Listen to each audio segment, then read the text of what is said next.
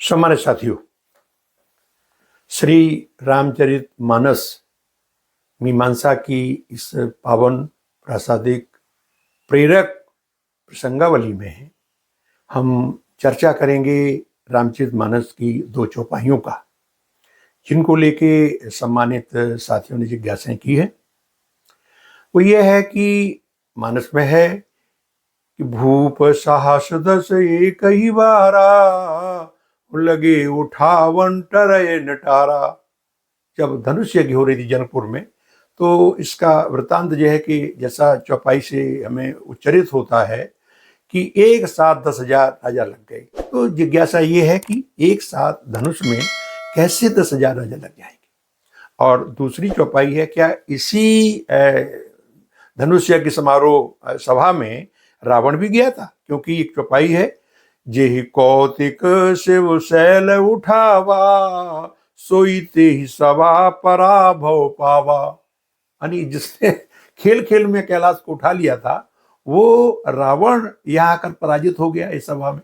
तो ये जो तत्व और ये कहें अन्वेषणीय जिज्ञासाएं हैं, इन पे हम आज चर्चा करेंगे, और वो भी संत पुराणों के मतानुसार शास्त्र की समझ से, और जो मानस पर शोध हुए हैं उस शोध के आलोक में भी हम आपको इन गूढ़ जो चौपाइयों का प्रकार, इनका जो गूढ़ अर्थ है या गूढ़ संदेश है, उस तक हम आपको ले चलेंगे।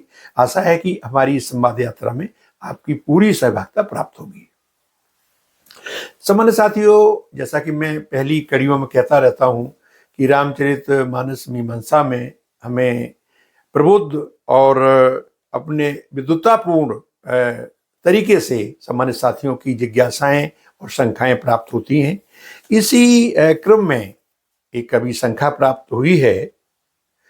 स्वनामधन डॉक्टर जयचंद भदौरिया एवं उनकी धर्मपत्नी, जो रामायण विशारद हैं, श्रीमती रेणु भदौरिया, जो ये प्रमुख सिद्ध संत पूर्ण प्राज्ञ स्वामी श्री श्री हरि तीर्थ जी महाराज की अनुपम या कहें अमोघ कृपा भूता है।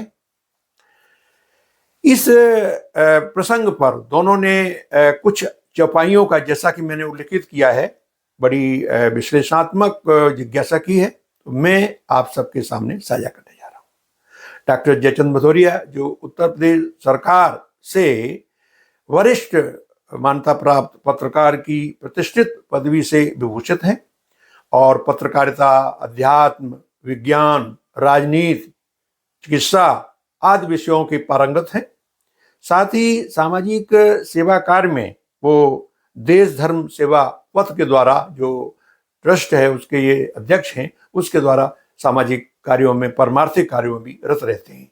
इनकी शंका का मूल, जैसा कि मैंने आपको अभी प्रारंभ में बताया, वो ये है कि जब एक साथ 10,000 राजा धनुष में लगते हैं, तो उनका ये कहना है कि मुझे लगता है कि ये चौपाई में कहीं कुछ विसंगति है या छिपक है, क्योंकि जनक जैसा त्रिकालदर्शी वहाँ विराजमान है।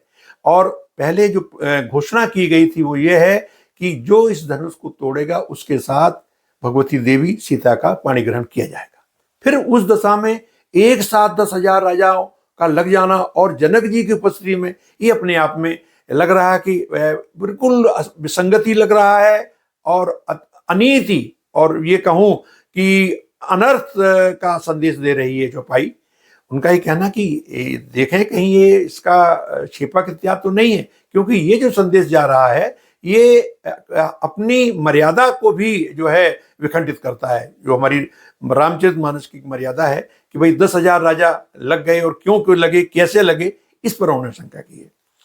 दूसरी श्रीमती रेणु भदौरिया जी, जो रामायण की विशारद हैं, गीता प्रेस गोरखपुर से संचालित गीता रामायण परीक्षा समिति में, रामायण परीक्षा में उन्होंने राष्ट्रीय स्तर पर पहली पोजीशन, जैसे हम कहें प्रथम पोजीशन वरीयता प्राप्त की है, और उन्हें इस तरह से राष्ट्रीय स्तर पर गीता प्रेस के द्वारा सम्मानित भी किया, पुरस्कृत भी किया गया है।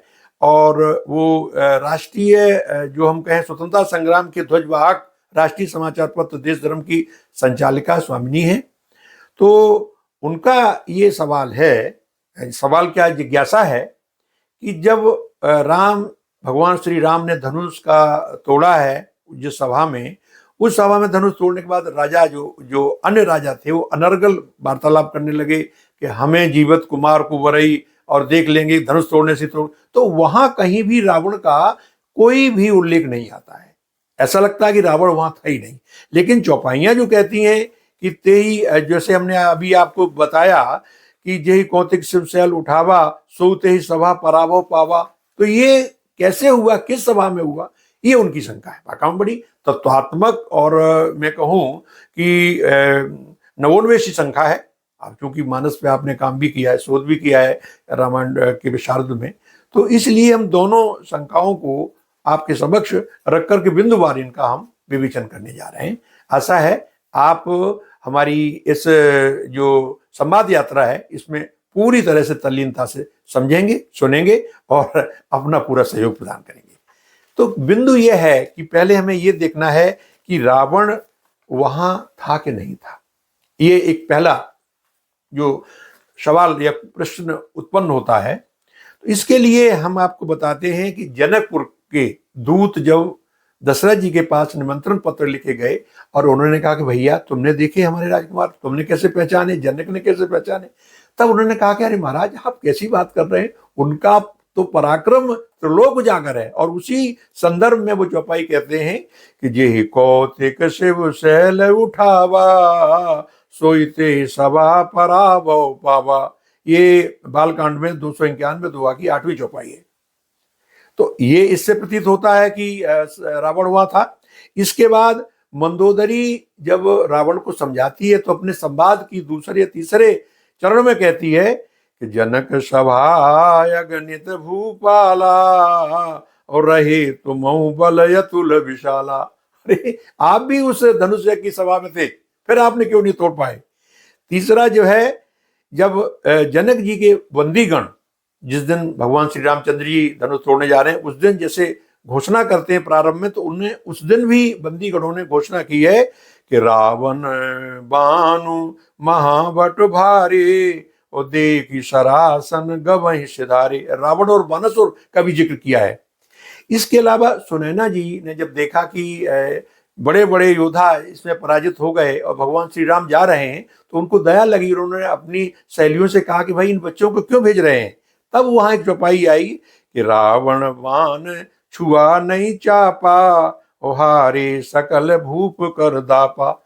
इस तरह से ये बात अपने आप में स्वयं सिद्ध हो जाती है कि रावण भी उस धनुष यज्ञ की सभा में, सत्र में गया था।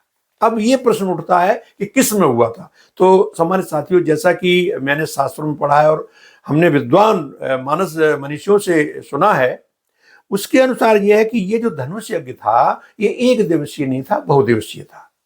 और इसमें यह था कि क्रम से चलता रहा था। जिस दिन भगवान श्री रामचंद्र जी ने धनुष तोड़ा वो उसका अंतिम दिन था। हुआ यह था कि प्रारंभ में रावण बड़े उत्साह में आकर के जब उसने सर्वत्र सुना और निमंत्रण पाया तो जाकर के जोश में उस धनुष को उठाने के लिए इसी तरह की सभाएं लगती थी जैसे भगवान श्री राम के समय में थी। उसी तरह प्रतिदिन इसी तरह की जो है आयोजन होते थे उसी स्थान पर। तो उसने धनुष को उठाना चाहा और यह हुआ कि वो धनुष में चाप तो दूर ही फंस के नीचे गिर गया और धनुष से दब गया। ये प्रसंग आनंद रामायण में स्पष्ट रूप से दिया हुआ है कि वो चाप तो दूर रही, उसके नीचे फंस गया और चिल्लाने लगा कैसे। और उसी तरह बाणासुर भी वहां था तो वो दौड़ के गया, उसने कहा लो हम धनुष उठाते, वो भी फंस के गिर गया हुआ। तो इस उसको प्रसंग को बाबा तुलसी ने मात्र स्पर्श मार्च किया है और स्पर्श मात्र से उन्होंने ये बताना चाहा है कि वो जो आनंद रामायण में जो घटना दी गई है वो अपने आप में यथार्थ है। वो स्पर्श ये किया है कि रावण बाण छुआ नहीं चापा। अरे वो चाप ही नहीं छू पाया। इसका मतलब ये हुआ कि वो इससे पहले भी, यानी ये एक दिवस था, इससे अन्य दिवसों में भी इस तरह के राजा लोग आकर के उसका प्रयास करते रहे हैं। और सबसे जो अंतिम इसका बिंदु है जो हमें इसमें इस बात को प्रमाणित करता है कि ये बहुदिवसीय था। जनक जी ने जब देखा कि आज तक सब राजा कोई जो है इसमें उठा नहीं पाया और तोड़ना तो दूर रहा, तिल भर जो है जमीन से नहीं खिसका पाया, तो बड़े द्रवित हुए, दुखी हुए और प्रताप और रोष में आकर के उन्होंने अपने हृदय की जो दुख भरी भावना थी व्यक्त करते हुए कहा है कि कहो काहे कहो लाभ न भावा और काहू न शंकर चाप चढ़ावा। यानी वो एक तरह की समापन वाली भूमिका हम कह रहे हैं। रहाऊ चढ़ाओ तो रहो भाई, रहना चढ़ाना उठाना ये तो दूर रहा, और तिल भर भूमि न सके छड़ाई, अब जन कुमा खे भटमानी और वीर विहीन भई मैं जानी। ऐसा शब्द उन्होंने कह दिया जिसमें लक्ष्मण जी को रोष आया था कि मैं तो समझ गया कि अब पूरी पृथ्वी वीरों से विहीन हो गई है। तो जो वास निज निज ग्रह जाऊ और लिखा न विधि वैदेही विवाहु। ये इस बात से यहाँ सिद्ध होता है कि वो उस दिन समापन का अंतिम दिन था, यानी उस दिन जो है उनका जो समारोह का समापन का अंतिम दिन था, तभी वो कह रहे हैं कि आप जाइए, अब यहाँ किसी को कोई उम्मीद नहीं है। तो इस तरह से ये साबित होता है कि वो जिस दिन भगवान श्री रामचंद्र जी ने धनुष तोड़ने का प्रयास किया वो धनुष यज्ञ का अंतिम दिन था। यानी इस तरह से ये है कि रावण और बाणासुर इत्यादि महाभट जो है अपने क्रमानुसार इन दिनों में जाते आते रहे हैं। तो इस तरह से ये यहाँ शंका का निर्मूल हो जाता है। अब आती है बात कि जैसा कि सवाल उठाया गया है, रेणु जी का सवाल है कि ये जो हमें इस बात से उठाया गया कि रावण आया, तो ये अब सिद्ध हो गया कि रावण आया और उसने प्रयास किया और असफल होकर चला गया। ये क्लियर हो गया है, साफ हो गया, स्पष्ट हो गया है। अब जो जचन जी का प्रश्न है या शंका है उस पर आते हैं कि भूप साहस दस एक ही बारा। उनका ये कहना है कि क्षिपक और क्या है। तो इस संदर्भ में मुझे ये बताना है कि गीता प्रेस ने करीब 10-12 साल लेकर के 32 से लेकर के और 38, 39, 40 तक इसका बड़ा अध्ययन करवा एक कमेटी बनाई, काशी नगरी प्राचारणी सभा, और अपने संपादकीय विभाग के चिम्बल लाल गोस्वामी, नंद मुरारी वाजपेयी जो वाइस चांसलर हो गए थे सागर विश्वविद्यालय के, उन सबको लेकर एक कमेटी बनाई और जिसने विभिन्न संस्करणों का अध्ययन किया और तब जाकर के मानसांक जो निकाला है उसमें मूल चौपाइयां रखी गई हैं, उसमें ये चौपाई है। तो इस तरह से ये कहना कि ये जो है छेपक है वो नहीं है। लेकिन जब ऐसा नहीं है तब ये चौपाई क्या संदेश दे रही है, इसमें हम जचन जी की बात को बड़ा गंभीरता से ले रहे हैं कि ये संदेश दे रही है क्या 10,000 राजा उसमें लग जाएंगे और सीता जी का पाणी ग्रहण किसके साथ होगा। तो यहाँ अनर्थ, जो अर्थ का अनर्थ निकलता है और अनीत की बात मुखरित होती है। इसलिए इस चौपाई के शब्दों पर हम ध्यान देते हैं। तो उसमें है भूप साहस दस एक ही बारा, यानी भूप साहस दस, उस दिन जो भगवान राम जिस दिन धनुष तोड़ रहे उस दिन 10,000 राजा उसमें लगे हुए थे। उनसे पहले ये गणना दी है, बार माने एक ही बार माने उसी दिन। हम आपको ये भी बताना चाहेंगे कि मानस में गोस्वामी जी ने इस तरह से बारों को कई बार उल्लिखित किया है। जैसे एक उल्लिखित किया मैं आपको बताना चाहूंगा, जैसे भ्रातन सहित राम एक बारा, एक बार माने एक दिन, संत परम प्रिय पवन कुमारा। दूसरी है एक बार रघुनाथ बुलाए, एक दिन रघुनाथ ने बुलाए, गुरु दुज पुरवासी सब आए। एक बार वशिष्ठ मुनि आए, एक दिन आए, राम जहां राम सुखधाम सुहाए। और एक बार गुरु लीन बुलाई, काकुशंड जी खुद कह रहे एक दिन हमें गुरु ने बुला लिया था। तो इस तरह से एक बार प्रभु सुख आसीना, लक्ष्मण वचन कहे हैं छलहीना। तो इस तरह से जो बार शब्द है उसमें गोस्वामी जी का ये कहना मानना है कि एक दिन, उस दिन 10,000 राजा लगे थे और लगने के बाद कोई उसको उठा नहीं पाया था। तो एक साथ नहीं लगे थे बल्कि उस दिन की गणना करके बताते हैं। और आपको मैंने पहले ये भी बताया कि जिस तरह से कोई समारोह शुरू होता है तो उसमें उसकी पूरी भूमिका दी जाती है। तो जिस दिन भगवान राम धनुष तोड़ने जा रहे थे उस दिन जो है जो जनक के बद्रीगण जी आए थे, तो उसमें है बोले बंदी वचन वर सुनो सकल महपाल, पन विदेह कर कहें हम भुजा उठाए विशाल। तो उस समय उन्होंने ये पूरी गाथा सुनाई थी कि अब तक क्या हुआ। उसी क्रम में उन्होंने कहा रावण बाण महावट भारे और देख सरासन गमे सिधारे। वो लोग भी यहाँ से भाग गए। तो मैं आपको ये बताना चाहूंगा जो इसको उठाएगा उसको सीता जी की पाणी ग्रहण का सुअवसर प्राप्त होगा। तो ये वहां है। अच्छा, इसके बाद हमारी इसमें बहुत चर्चाएं हुई और इस पर जो है जो शोधकर्ता हैं उनसे बात हुई, तो ये अभी मानस के प्रखर प्रोधा हैं और राम कथा के महान तत्व वक्ता हैं डॉक्टर कृष्णमणि चतुर्वेदी जी मैत्रेय। वो रामचरितमानस की विभिन्न संस्करणों की एक अपनी व्याख्यात्मक संस्करण सृजित कर रहे हैं। उनका भी कहना है कि ये जो है छेपक तो नहीं है, लेकिन बार का मतलब जो है दिल से है। तो सम्मानित साथियों, ये जो आज रामचरितमानस मीमांसा की दो शंकाएं या जिज्ञासाएं थी, उनका मैंने शास्त्र के मतों, संत महात्माओं के मतानुसार और शोधात्मक प्रबुद्ध लोगों के आलोक में उनका निराकरण, उनका निष्कर्ष आपके सामने रखा। आशा है आप इससे सहमत होंगे।